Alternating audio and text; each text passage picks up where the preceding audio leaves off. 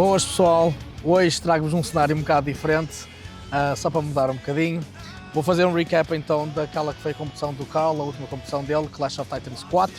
O Carl ganhou, spoiler alert. Começando então um bocadinho assim sobre o final da preparação. Na preparação o Carl não falhou nenhum levantamento, estava-se a sentir bem. Havia apenas o normal, algumas dores que sentem em termos articulares, é o normal, é o expectável aí para a competição. O bodyweight estava controlado, o Carl compete abaixo de 125 kg. O bodyweight estava controlado durante a prep toda, 128, 129. Era um cut relativamente fácil, ele começou a limpar um bocado a dieta, estava a 128 kg, 127 ponto tal. Fizemos o water cut, eu apenas deixei-o, eu já tinha passado um protocolo de water cut no passado ao Carl, deixei-o fazer exatamente da mesma forma, que aqui começa o grande erro, que foi, as pesagens eram sexta-feira às 3 da tarde, e a quinta-feira ele já comeu pouco, e depois desde as 5 da tarde para a frente ele não quis comer mais hidratos. Eu lembro que na altura pesava 124 ponto total à noite e eu disse-lhe para comer, mas ele insistiu que queria continuar assim. Erro da minha parte, olhando para trás vou ter que ser mais exigente e vou ter que tomar um bocadinho mais de controle sobre isso. Isto porque depois ele ficou em jejum o dia todo de sexta-feira até às 3 da tarde e pesou apenas 120.4, se não estou em erro, ou 120.4 ou 120.8, era 120 quilos. Isto porquê? Porque foi demasiado e depois corremos o risco de perder alguma performance. Ele comeu bastante, deu refill até aos 128 ou 127, se não estou em erro. Se bem que é sempre diferente, sempre que uma pessoa faz refill e na balança diz um número, não necessariamente esse número é exatamente igual como a pessoa está na preparação, porque às vezes o glicogênio não vai para o músculo e fica assim um bocadinho ainda no estômago e no intestino e a pessoa sente-se ainda flat e fraca. Aquecemos, começámos a aquecer mais cedo porque a competição era suposto ter começado às 5, depois começámos a aquecer, depois foi-nos dito que ia começar às 5h20 e a Renócio eu deveria ter visto que ainda estava a correr um flight, estava atrasado e foi adiado ainda para as 6 da tarde. Isto porquê? Estou a contar isto porque ele já ia em 265 kg a aquecer o Carl. E é uma coisa que lhe afetou, ele ficou bastante chateado na altura, mas é uma coisa que serve também para vocês, que estão ali desse lado, é que às vezes, algumas competições, por mais que sejam a high level ou não, às vezes as coisas não correm como planeado e o atleta tem que saber ajustar. Se é uma coisa que é fora do teu alcance e não podes alterar nada, não te preocupes com isso, não penses nisso, apenas foca-te naquilo que podes controlar, que era ficar calmo, collected e depois voltar a aquecer novamente para as 6 da tarde, que era aí que ele iria competir.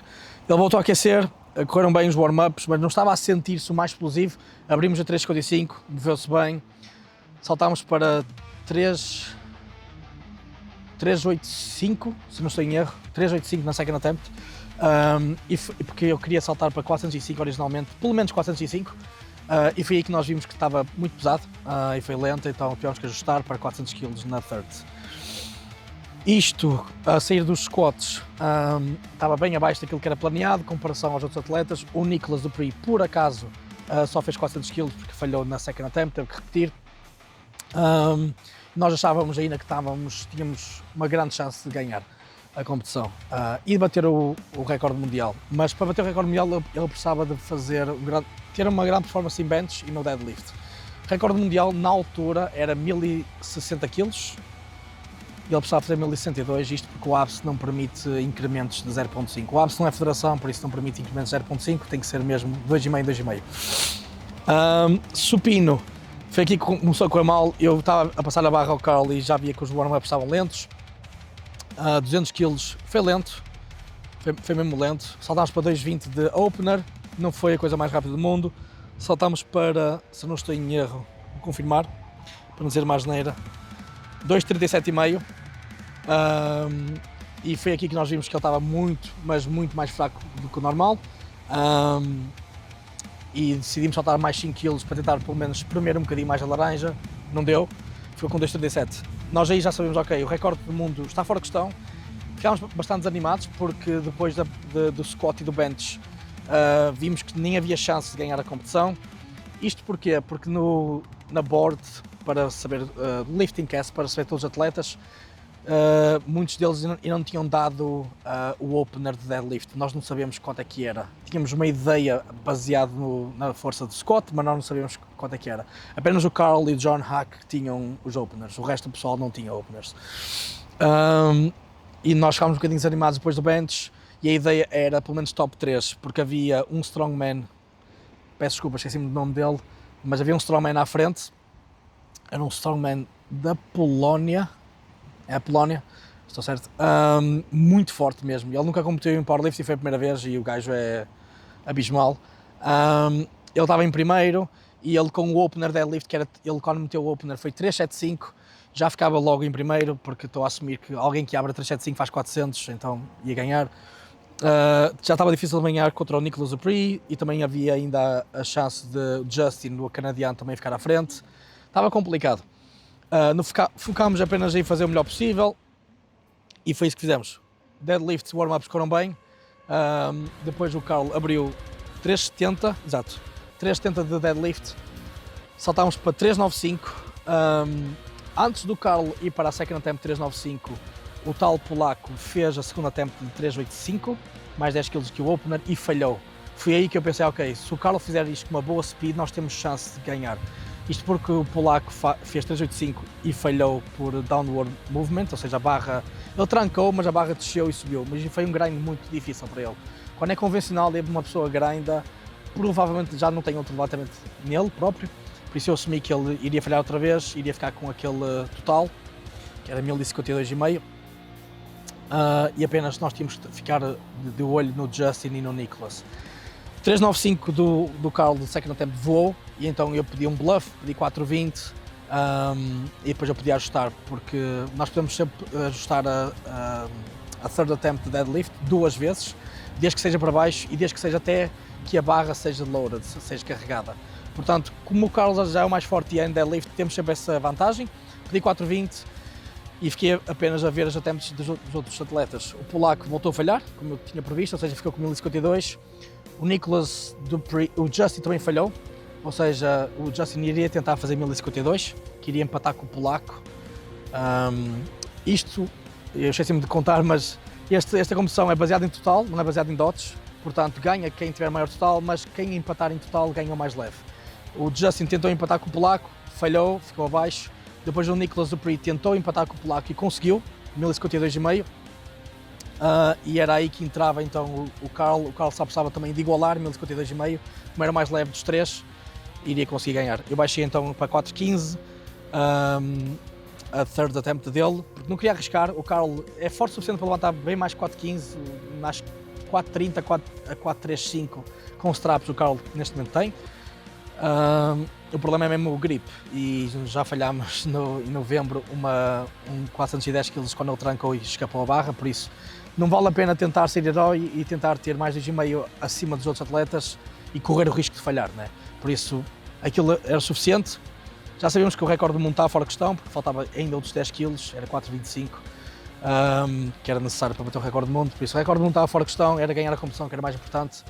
E foi para isso que ele foi e conseguiu a third 4.15.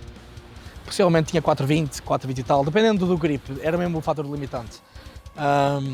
Sem dúvida foi a competição mais difícil, 3 totais no pódio iguais, 1052,5. O Carl, sendo mais leve, ganhou então a competição. Foi uma competição especial e diferente, porque foi a primeira vez que o Carl conseguiu ter a família dele lá.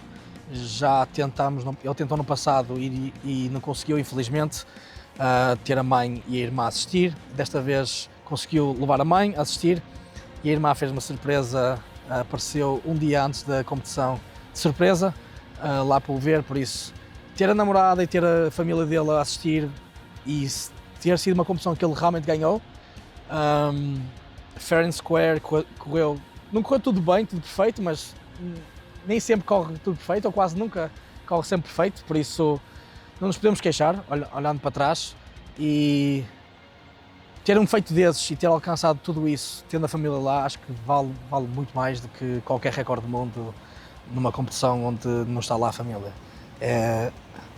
Às vezes não é não é o destino que é o mais importante, nem é a jornada necessariamente que é mais importante, às vezes é a companhia que nós levamos na nossa jornada que é mais importante.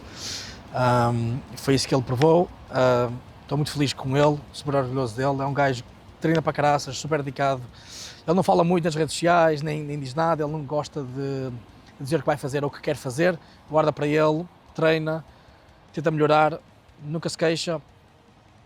E anos mais tarde temos aí um português com um total absurdo a ganhar uma das competições mais difíceis, se não a mais difícil atualmente, de powerlifting, baseado no total. Eu sou um bocadinho enviesado também para isso, mas eu acho que é a competição mais difícil, porque é total, não vale DOTS, não vale Wilks, ganha quem é literalmente o mais forte, a pessoa mais forte. Está feito, foi o primeiro título que ele teve.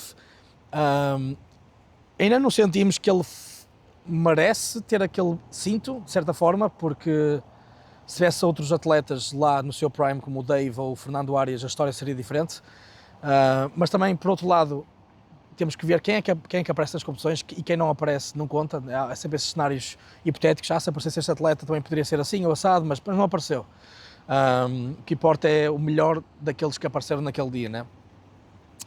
Está a ganhar o primeiro título, o primeiro cinto dele, e ele agora está em off-season e vai-se preparar para o ABS Pro. A ABS Pro é baseado em Wilks, coisa que é o ponto forte dele também. Ele já tem acima de 600 Wilks neste momento, melhorando um pouco mais, é confortável dizer que ele está a lutar pelo primeiro lugar. E é isso, para os planos para o Carlo aqui para a frente, vai ser curar das lesões, deixar o corpo dele curar, ficar bom e voltar a preparar-se para o ABS Pro em 1 de agosto. Competição que eu vou participar com ele. Digo participar porque eu vou estar lá na competição no mesmo flight, mas vou estar na minha jornada, no meu pace, no meu cantinho, no meu grupo. Mas certamente vai ser uma boa experiência, porque vai ser a segunda vez que eu vou estar no mesmo flight que ele.